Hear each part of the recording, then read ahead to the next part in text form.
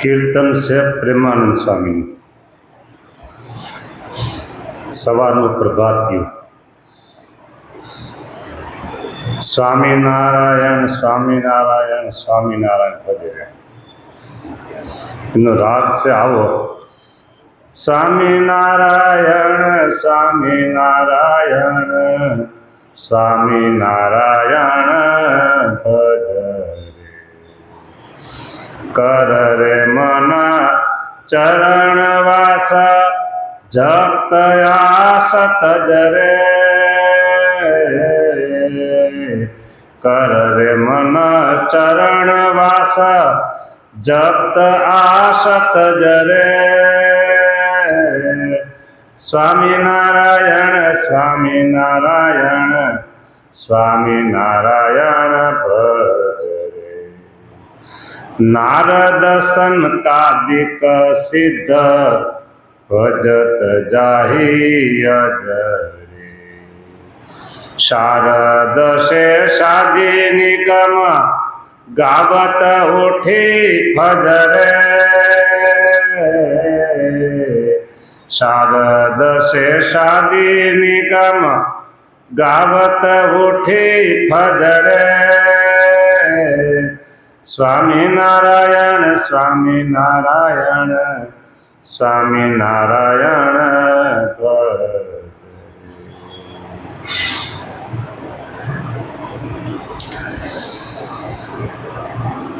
સીધી અને ચોખ્ખી આજ્ઞા છે કે તમે સ્વામિનારાયણ સ્વામિનારાયણ સ્વામિનારાયણ ભજન કરો.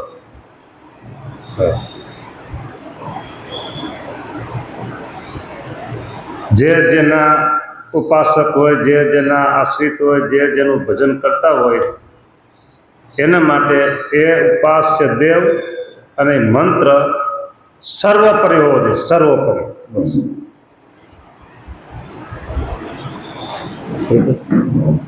કોઈ દેવ દેવીને ભજતા હોય તો એના માટે એ સર્વોપરીને સમજવો જોઈએ. તો એમાં એને ભક્તિ થાય, નિષ્ઠા વધે. આપણને પ્રભુ મળ્યા છે સ્વામિનારાયણ. આપણે સર્વોપરી એટલા માટે કહીએ છીએ, ભગવાન સ્વામિનારાયણ પોતાની હયાતીમાં એવા ચમત્કારો બતાવ્યા છે, એવા ઐશ્વર્યો બતાવ્યા છે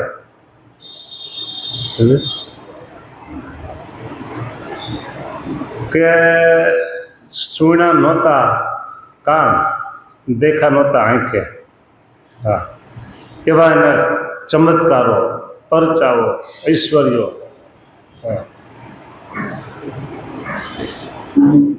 એટલે સર્વોપરી, સર્વના ઉપરી. તો આપણે સર્વોપરી ગાઈએ અને બીજાને પસંદ ન હોય તો એ એની વાત છે, પણ અમારે તો અમારા ઈષ્ટદેવને સર્વોપરી સમજવા જ પડે ને. હા, તો અમને એની વિશે ભક્તિ અને શક્તિ વધે. ભક્તિ અને શક્તિ વધે. તો કરે રે મન ચરણ વાસ ને જગતની આસ્થા જ દેવે. હા,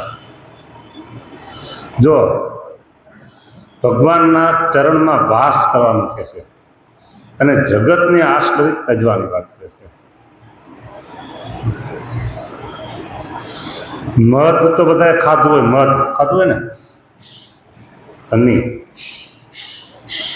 કેવું મીઠું હોય, એમાં હાકર નાખી હોય. ત્યાં લીંબુ શરબત આપે છે તો મીઠું હોય ને, પણ એમાં હાકર નાખે તો મીઠું થાય. જલેબી લાડવા ખાવ તો હાકર નાખ્યું હોય, ખાંડ નાખ્યું હોય, ગોળ નાખ્યું હોય, કાંઈક તો નાખ્યું હોય તો મીઠું હોય. મધમાં શું નાખ્યું? ચાલો કાંઈ નહીં. શેરડીમાં શું નાખ્યું? બરાબર. આ તો ખાલી વધારે થોડુંક વધારે કીધું, પણ મારે એટલું કહેવું છે કે તલવારની ધાર ઉપર, તલવારની ધાર ઉપર મધનું ટીપું પડેલું. ખબર તો છે કે મધ ગળ્યું છે અને તલવારની ધાર ઉપર છે. જો આંગળી લેવા જાય કે જીભે સજુ ચાટવા જાય? હે? કોઈ હિંમત કરે ખરા? કોઈ હિંમત કરે? બોલો.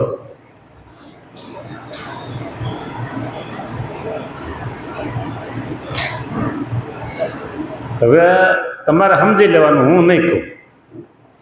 સંસારનું જે બધું સુખ છે ને એ મધના ટીપા જેવું છે. તોય ચાટો છો ને? કેમ ના પાડતા હતા? હા પાડે.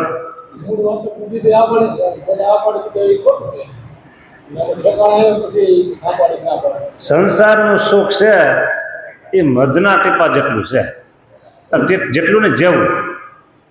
અને છતાંય રાત્રે દિવસ બધા મંડી પીડા છે.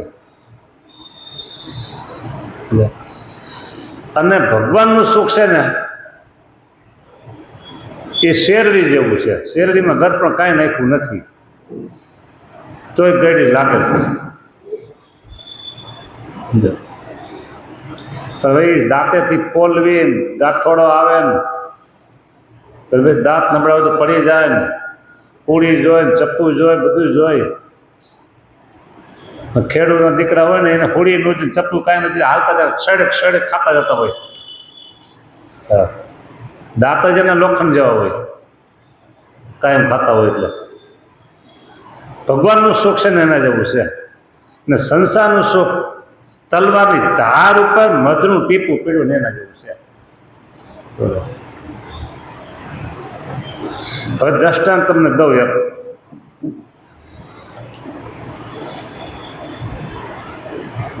જલેબી લગભગ લોકોને વધારે પ્રિય હોય એટલે જલેબી નાખી દો. હતું ને? અથવા તો શ્રીખંડ અત્યારે હોય, અત્યારે કેરીનો રસ હોય, આઈસ્ક્રીમ હોય, ઘરનું બનાવેલું આપણે બધું સમજવાનું. બરાબર? એક વાટકો 100 ગ્રામનો, 2 વાટકા, 4 વાટકા, 5 વાટકા. હવે બંધ રાખાવું કયો મને? હવે સામે બસ રાખો કે 5 વાટકા, 6 વાટકા. હાલું આગળ.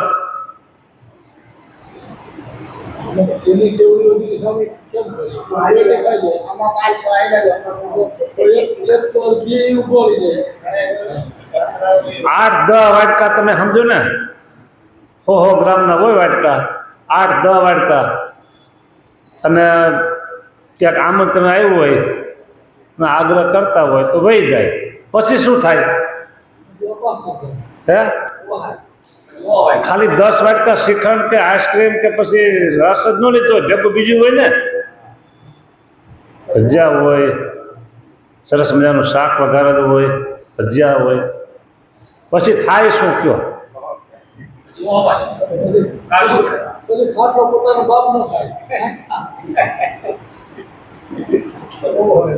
એક છે ને કોણ છે નામ નહીં લો, ગઢપુરમાં ખૂબ ન્યાય આપ્યો આને. પછી બપોર વચ્ચે ગયા લક્ષ્મીવાડીએ. લક્ષ્મીવાડીએ તો ઝાડવા તેથી ઘણા બધા હતા, એટલે ઝાડવાના છાંયા જરીક આમ જરીક આમ જરીક આમ. ત્યાં કોઈ નીકળ્યું કે શું કરો છો? એ કે આ દેહ નાશવંત છે ને એને દુઃખ દઉં છું કે આ દેહ નાશવંત છે ને એને દુઃખ દઉં છું. પણ હકીકતમાં દરબારગઢમાં રસોઈ હતી ને, આરામેલી રસોઈ હતી. બરાબર? એટલે આ બધું સંસારનું સુખ આવું છે. ખાધા પછી પસ્તાવો થાય. હા, ખાધા પછી પસ્તાવો થાય કે હવે આ છે ને આજ ફરે બીજી વખત ને આટલું જ લેવું છે. ત્યાં ટાણું આવે ત્યાં પાછું બોલાઈ ગયું બધી. હા, હરખું થઈ જાય પેટમાં, પાછું ઓલું બધું ભૂલાઈ જાય. એટલે અહીં સ્વામી એમ કહે છે કે કરો રે મન ચરણવાસ જગત આસ્તય. આ જગતને આસ્તું મૂકી દે, ભગવાનના ચરણમાં સાચું રે શ્યામ તમે સાચું નાણું. હા, સુખ એક ભગવાનના ચરણમાં છે. જો નરપુર, નાગપુર અને ત્રીજું નરપુર, નાગપુર અને શેરપુર. હા, એના ભૂલાઈ ગયું. નરપુર, નાગપુર અને સ્વર્ગને કંઈક કહે છે સુરપુર. તમે સુરપુર કહેતો ને? હા બસ, તો સુરપુર હતું. હું સમજુ શેરપુર. સુર, નરપુર, નાગપુર, સુરપુર. ये तीन में सुख नहीं, ये तीन में सुख नहीं, का संतन के चरण में અને કા ભગવાન કે માહી. આ બે જગ્યા સુખ છે. બોલો. અને એક વાત ચોક્કસ છે, ચોક્કસ,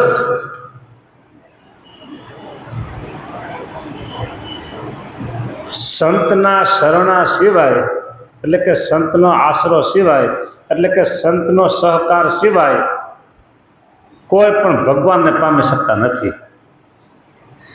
કદાચ ને કોઈને થાય કે આ સંત તો છે ને, તો વચ્ચેને મીડિયેટરો છે, મીડિયા કે ને, મીડિયેટરો, દલાલ કેવું કે ને, એને આપણે વચ્ચે કોઈ રાખવા નથી, આપણે સીધા, તો એ ભૂલો પડ્યો છે, તો એ ભૂલો પડ્યો છે. હા. અને ઘણા લોકો એવું કહે કે સંતનો વિશ્વાસ કરવા જેવો નથી, કેમ કહે? પણ વિશ્વાસ કરવા જેવો નથી, સંત નથી, તમે ખોટા જ ગયા છો. અને સંત શબ્દમાં કોઈ દી છેતરાવાનું છે નહીં. એટલે નિષ્કુળાન સ્વામી લખી નાખ્યું કે સાચા સંત છે જગતમાં થોડાજી, બીજા છે ઘરો ઘર માથા ફોડાજી. બરાબર. શ્રીજી મહારાજ પણ એમ કહે છે કે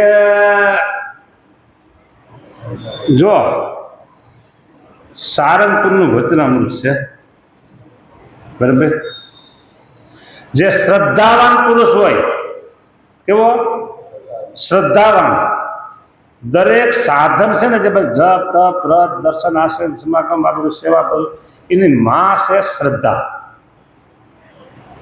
શ્રદ્ધા હોય એટલે બધું આવે. એક શ્રદ્ધા ન હોય, સમજો તમને ફૂલ ઉતારા જાઓ છો કે વાળીએ, શ્રદ્ધા ન હોય તો જાઓ. અમારે એક હાર પોરવો છો, શ્રદ્ધા ન હોય તો કોઈ આવે? દંડવત કરે છે ભગત, શ્રદ્ધા ન હોય તો થાય? લોકો આમ પ્રદક્ષિણા બહુ કરતા હોય છે, શ્રદ્ધા ન હોય તો થાય? બધામાં શ્રદ્ધા પેલી હોય. એટલે કે છે શ્રદ્ધાવાન પુરુષ હોય અને તેને જો સાચા સંતનો સંગ મળે, એટલે અહીં એડ્રેસ પાકું આપ્યું, એડ્રેસ પાકું આપ્યું. શું કીધું? સાચા સંતનો સંગ મળે અને તે સંતના વચનને વિશે શ્રદ્ધાવાન થાય. પાછો વિશ્વાસ, એમ કે આમ એટલે આમ આપણે વાળખેલ કહીશું 3 ને 2 5, બસ 3 ને 2 5 તો આખી દુનિયા કહે, પણ 3 ને 2 7 તો શ્રદ્ધા હાસી, તો શ્રદ્ધાવાન કહેવાય. તો એના હૃદયને વિશે સ્વધર્મ, વૈરાગ્ય, વિવેક, જ્ઞાન, ભક્તિ આદિ જે કલ્યાણકારી ગુણ તે સર્વે પ્રગટ થયા આવે છે. વિવેક હોતે હો. હા.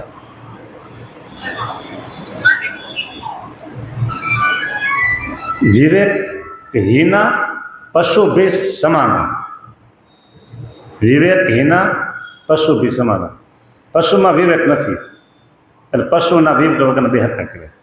એટલે આજે કલ્યાણકારી ગુણ કીધા, ક્યાં કીધા? ફરીને જો, એના હૃદયને વિશે સાચા સંતના વચનને વિશે શ્રદ્ધાવાન થાય, તો એના હૃદયને વિશે સ્વધર્મ, વૈરાગ્ય, વિવેક, જ્ઞાન, ભક્તિ આદિ જે કલ્યાણકારી ગુણ, બીજા કેટલા જેટલા લેવા લઈ લો, કલ્યાણકારી ગુણો, હા, તે સર્વે પ્રગટ થઈ આવે છે.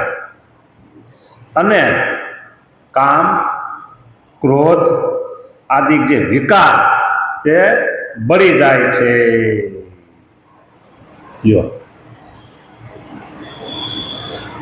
હા,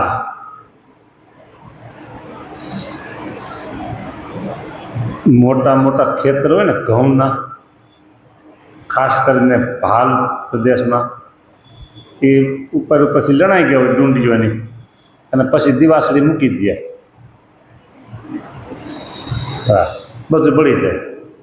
એમ આ જે છે ને કામ ક્રોધ આદિ જે વિકાર એ સર્વે બળી જાય છે. ઓલા ગુણ આવ્યા ને એટલે આ બળી જાય છે. આટલી વાત છે. બાકી વચનામૃત બધું સરસ છે, ઘણું બધું સારું છે બધા આખા વચનામૃતમાં. તો આટલી વાત કેટલી શ્રદ્ધાવાન પુરુષ થાય અને તેને જો સાચા સંત મળે અને એમાં જો શ્રદ્ધાવાન થાય તો આ કલ્યાણકારી ગુણ બધા છે ને પ્રગટ થયા છે. કલ્યાણકારી ગુણ પ્રગટ થાય છે. એટલે અહીંયા હવે કીધું આપણે કે કર રે મન ચરણ વાસ જગત આસ તજ. હા, જગતનું સુખ આવું છે અને ભગવાનના ચરણમાં રે શ્યામ તમે સાચું નાનું અને સંત નરપુર નાગપુર સુરપુર હેતીને મેં સુખ નાય કાં સુખ સંતન કે ચરણ મેં અને કાં ભગવાન પાસે સુખ છે. જો આટલી વાત કીધી પ્રેમાનંદ સ્વામીએ. બરાબર, તમે બધા સાચે રસ્તે છો અને તમને ખબર છે કે ભાઈ આવું સાચું છે આ ખોટું છે, એટલે સાચે રસ્તે તમે આવેલા છો, એટલે તમને બધાને ધન્યવાદ ધન્યવાદ ધન્યવાદ. જય સ્વામિનારાયણ.